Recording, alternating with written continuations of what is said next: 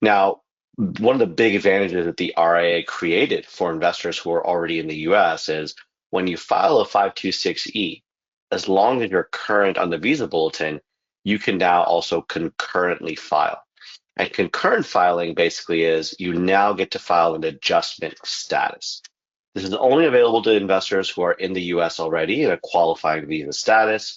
This could be, H-1B, L-1, it could be E-2, it could be a TN, it could be an F-1, it could even be a B-1, B-2 in some cases. So if you're in the US, you now have the option to file an adjustment of status at the outset, right? Now, the most basic protection that CISPA offers is that while you have an immigrant petition pending, and this could be an I-140, but in our case, we're talking about EB-5, so it'd be the 526E.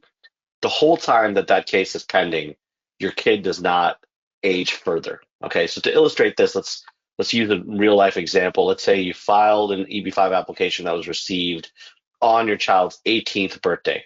Okay, and it takes 2 years for the 526E application to be approved. Let's just use an easy number here.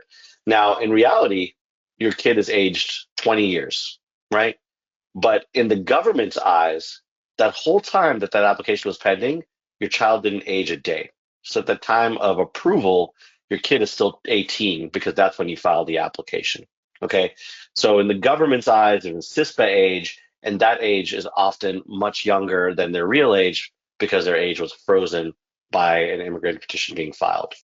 Yeah. So let's say, so to Sam's example here, we've got someone who's got a kid who's 20 years old, very close to aging out, right?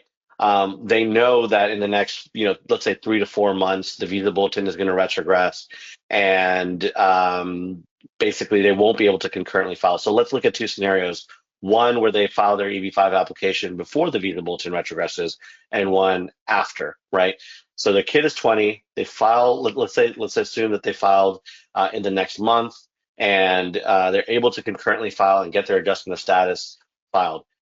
Even though their kid is 20, that kid is now age 20 for the rest of however long it takes to get their green card. Let's say it takes 7 to 8 years to get their green card, even though the kid will technically be 28 years old in real life.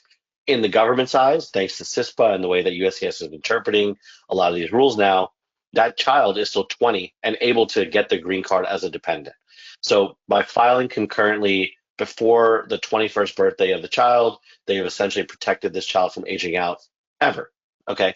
Now let's look at someone who basically didn't file concurrently. They've waited 5 months now. They're filing their 526E application.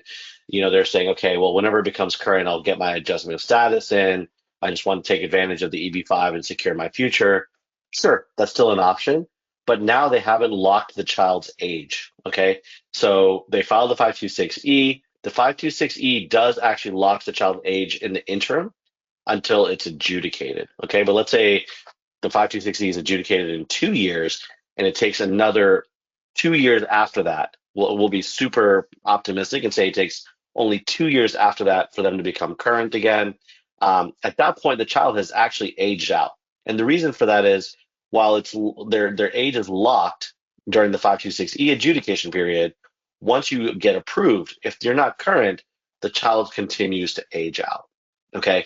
And so they only had a year of wiggle room here because the child was 20 at the time of filing, and that year, passes by, they're not current, the child is now aged out. So even though they filed their EB-5 application before the child turned 21, because they didn't file the adjustment of status, that concurrent filing before the child turned 21, they were unable to lock the child's age in forever. So, yeah, for a lot of families that are kind of considering this and wondering about their children, who have children who are in that 19 to 20-year threshold, this is it. If it backlogs and you're unable to protect your child in the next, year or so, there's a very good chance that they're going to age out. You're not going to be able to avail yourself of that protection. So this is kind of go time if you're an EB-5 investor or a potential EB-5 investor looking to secure your child's ability to adjust alongside you.